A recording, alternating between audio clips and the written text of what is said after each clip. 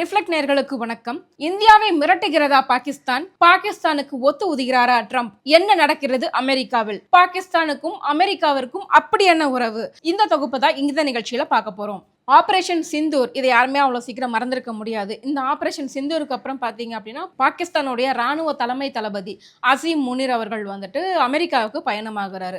அங்கே அமெரிக்காவுக்கு பயணமாகிறவர் என்ன பேசியிருக்காரு அப்படிங்கிறது தான் வந்துட்டு ஒரு முக்கிய டாப்பிக்காக பார்க்கப்படுது. அங்கே போயிட்டு நாட்டுக்கு தேவையான நல்ல விஷயங்கள் ஏதாவது பேசியிருந்தா பரவாயில்ல, இல்லை அவர் நாட்டுக்கு தேவையானது ஏதாவது கேட்டு வாங்கியிருந்தா கூட பரவாயில்ல. தேவையில்லாமல் இப்போ இந்தியாவை சீண்டினது தான் வந்துட்டு மிகப்பெரிய ஒரு பிரச்சனையாக வந்து பார்க்கப்பட்டு வருது.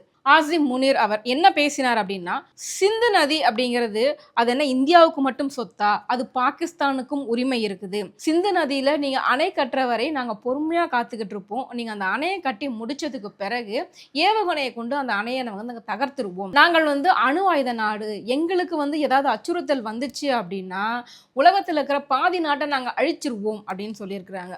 உண்மையிலேயே பாகிஸ்தான்ல சாப்பாட்டுக்கு வழி இல்லாம அங்க இருக்கிறவங்கலாம் பிச்சை எடுத்துக்கிட்டு இருக்காங்க அப்படின்றது உலகறிஞ்ச உண்மை. அவங்களுடைய முக்கியமான ஒரு இதுவே பார்த்தீங்க அப்படின்னா டெரரிஸ்ட்டை வச்சு தான் அவங்க வாழ்ந்துட்டு இருக்காங்க அப்படின்னு கூட சொல்லலாம். பாகிஸ்தான்ல இப்போ சமீபத்தில் அந்த ஆபரேஷன் சிந்தூர் நடந்தப்ப பார்த்தீங்க அப்படின்னா, அங்கே இருக்கிற அந்த நாட்டு மக்களே, பாகிஸ்தான் நாட்டு மக்களே, எங்களுக்கு இங்கே கேஸுக்கு கூட வழி இல்லாமல் இருக்கிறோம், நிறைய பேத்துக்கு சாப்பாட்டுக்கு வழி இல்லை, பொருளாதாரத்தில் பின்தங்கிய நாடாக இருக்குது பாகிஸ்தான், அப்படிப்பட்ட ஒரு நாடு இந்தியா கூட போய் மோதலாமா அப்படின்னு நிறைய பேர் நெட்டிசன்கள் பாகிஸ்தானை சேர்ந்தவர்களே வந்துட்டு போட்டிருந்தாங்க, மீம்ஸ் போட்டிருந்தாங்க. இதை கண்டிப்பாக வந்து எல்லாருமே சோஷியல் மீடியாவை யூஸ் பண்ணுறவங்க பார்த்துருப்பீங்க. பாகிஸ்தானை பொறுத்த வரைக்கும் பார்த்தீங்க அப்படின்னா இந்தியாவுக்கும் பாகிஸ்தானுக்கும் வந்து ஒரே நாளில் தான் வந்துட்டு சுதந்திரம் கிடைச்சிது. ஆனால் இந்தியா பார்த்தீங்க அப்படின்னா சந்திராயன் முதல் கொண்டு போயிட்டு நிலவிலேயே போய் கால் பதிக்கிற அளவுக்கு வந்துட்டு இந்தியாவுடைய வளர்ச்சி வந்து அபாரமானதாக இருக்குது. ஆனால் இன்னும் பாகிஸ்தான் என்ன பண்ணிக்கிட்டு இருக்காங்க, ஒருவேளை சோத்துக்கே வந்துட்டு அங்கே கஷ்டப்பட்டுக்கிட்டு இருக்காங்க அப்படிங்கிறத யாராலுமே மறுக்க முடியாது. இதே அமெரிக்கா தான் பார்த்தீங்க அப்படின்னா பாகிஸ்தானுக்குள்ளே பூந்து அங்க இருக்கிற ஒரு டெரரிஸ்ட் கும்பலை வந்து அழிச்சிருக்கிறாங்க, ஒரு தீவிரவாத இயக்கத்தையே வந்து அழிச்சிருக்காங்க. இது வந்துட்டு வரலாறு. ஆனா இப்ப இந்த ட்ரம்ப் பதவியேற்ற பிறகு என்ன ஆயிருக்கு அப்படின்னா, பாகிஸ்தான் கூட அவர் ரொம்பவுமே நெருக்கம் காட்டிக்கிட்டு இருக்கிறாரு. எதற்காக இந்த நெருக்கம் அப்படின்னு பாத்தீங்க அப்படின்னா, ஆபரேஷன் சிந்தூர் அப்படின்னு சொல்லிட்டு இந்தியா பாகிஸ்தான் இந்த வார் நடந்தப்ப அவர் தான், ட்ரம்ப் தான் வந்து 2 பேர் நாட்டு தலைவர்கள் கிட்டையும் பேசி நீங்க இந்த சண்டையை நிறுத்திட்டீங்க அப்படின்னா கண்டிப்பாக உங்க கூட நான் வர்த்தகம் பண்றேன் அப்படின்ற மாதிரிலாம் பேசி இந்த சண்டையை நிறுத்தினதாக சொல்லி அவர் ஒரு நல்லவராக வந்து உலக அரங்கில் வந்து காட்டிக்கிட்டு இருக்காரு. இந்த விஷயம் வந்து பாகிஸ்தான் கையில் எடுத்துக்கிட்டு இப்படிப்பட்ட ஒரு நல்லவரா ட்ரம்ப் இந்த மாதிரி ஒரு சண்டையவே நிறுத்தியிருக்கிறாரே, அவருக்கு வந்துட்டு கண்டிப்பாக அமைதிக்கான நோபல் பரிசு வழங்கணும் அப்படிங்கிற அளவுக்கு வந்துட்டு ட்ரம்ப்பை தூக்கி வச்சு பேசிக்கிட்டு இருக்காங்க பாகிஸ்தான். இந்த ஒரு அமைதிக்கான நோபல் பரிசுக்காக பாகிஸ்தானுக்கு இப்படி கூஜா தூக்குவதா அப்படின்னு அமெரிக்காவில் இருக்கக்கூடிய சில முக்கிய நபர்களே வந்து விமர்சனங்களை வந்து முன் வச்சுக்கிட்டு இருக்காங்க. ஆசிம் முனீரோட இந்த பேச்சை வந்து பார்த்தீங்க அப்படின்னா பென்டகனுடைய முன்னாள் இராணுவ தலைமை அதிகாரி மைக்கேல் ரூபின் அவர்கள் என்ன விமர்சனம் பண்ணியிருக்காரு அப்படின்னா, அமெரிக்காவுக்குள்ளேயே வந்துட்டு அணு ஆயுதங்களை பற்றி பேசுகிற அளவுக்கு பாகிஸ்தான் இராணுவ தலைமை தளபதிக்கு அவ்வளவு துணிச்சல் வந்துருச்சா? அவர் அந்த பேச்சை ஆரம்பிக்கும் போதே அவரை வந்து வெளியே அமைச்சிருக்கிற வேண்டாமா? அவர் பேசி முடிக்கிற வரைக்கும் ஏன் பொறுமை காக்கணும் அமெரிக்கா? இந்த மாதிரி அணு ஆயுதங்களுக்கோ இல்லை போருக்கோ வந்துட்டு அமெரிக்கா எந்த நாளுமே வந்து துணை போகாது. அணு ஆயுதம் பற்றி அவர் பேசின அந்த பேச்சை வந்துட்டு துளி அளவுமே வந்துட்டு ஏற்கவே முடியாது. இதுக்கு வந்து அமெரிக்கா எந்த நாளுமே வந்து சப்போர்ட் பண்ணாது. பாகிஸ்தானுக்கு போய் அவங்க கிட்ட இருக்கிற அணு ஆயுதங்களை பறிமுதல் பண்ணினாதான் இந்த உலகமே வந்து தப்பிக்கும். இந்த மாதிரியான ஒரு கெட்ட நோக்கத்தோட அமெரிக்காவுக்குள்ள யாரும் வராதீங்க அப்படின்ற மாதிரி ஒரு காட்டமான பதிலை வந்து அவர் சொல்லியிருக்காரு. அது மட்டும் இல்லைங்க, அவர் இன்னொரு வாதத்தையும் வந்து முன் வச்சுக்கிட்டு இருக்கிறாரு.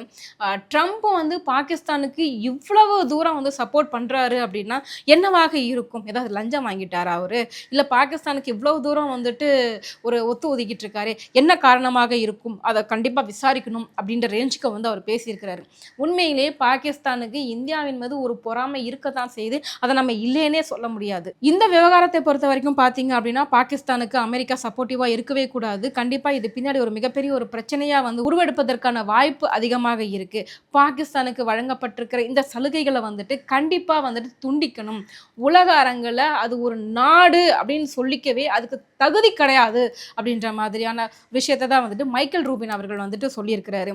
உண்மையிலேயே பாகிஸ்தான் இப்போ இருக்கிற நிலைமைக்கு இருக்கிற நாடுகளை அனுசரித்து தேவையான உதவிகளை வாங்கி தன்னுடைய நாட்டு மக்களுக்கு ஜீவாதாரத்தை வந்து மேம்படுத்துவாங்களா, இல்லை இன்னமும் இந்தியா கூட வன்மத்தை கக்கிக்கிட்டு இருப்பாங்களா அப்படின்றதான் பார்க்கணும். தொடர்ந்து இந்தியாவை சீண்டிக் கொண்டிருக்கும் பாகிஸ்தான் அதுக்கு முதுகெலும்பாக இருந்து செயல்படுவது அமெரிக்காவா அப்படிங்கிற ஒரு சந்தேகமும் வந்து இந்த நேரத்தில் வந்து எழுந்துகிட்டு இருக்கு.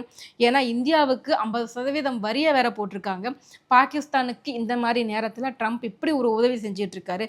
ட்ரம்ப்போட மனசுல என்ன இருக்கு, பாகிஸ்தான் என்ன நினைக்குது? இந்தியா ஒரு அமைதியை விரும்பக்கூடிய ஒரு நாடு, இறையாண்மையை விரும்பக்கூடிய ஒரு நாடு. அமைதியும் இறையாண்மையும் நிறைந்த இந்த இந்தியாவை வந்துட்டு யார் வந்து சீண்டினாலும் பொறுத்து கொண்டு இருக்க மாட்டோம். கண்டிப்பாக அவங்களுக்கு தக்க பதிலடி கொடுக்கப்படும்.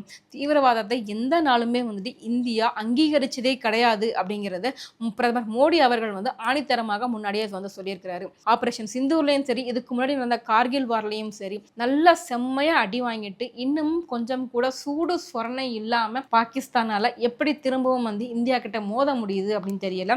இனி வரும் காலங்கள்ல என்ன நடக்க போகுது, அமெரிக்க அதிபர் ட்ரம்ப் எந்த மாதிரியான ஒரு ஸ்டெப்பை வந்து இந்தியாவுக்கு எதிராக எடுத்து வைக்க போறாரு, பாகிஸ்தானுக்கு எந்த அளவுக்கு ஆதரவு கொடுக்க போறாரு அப்படிங்கிறத காலங்கள் தான் முடிவு செய்யணும்.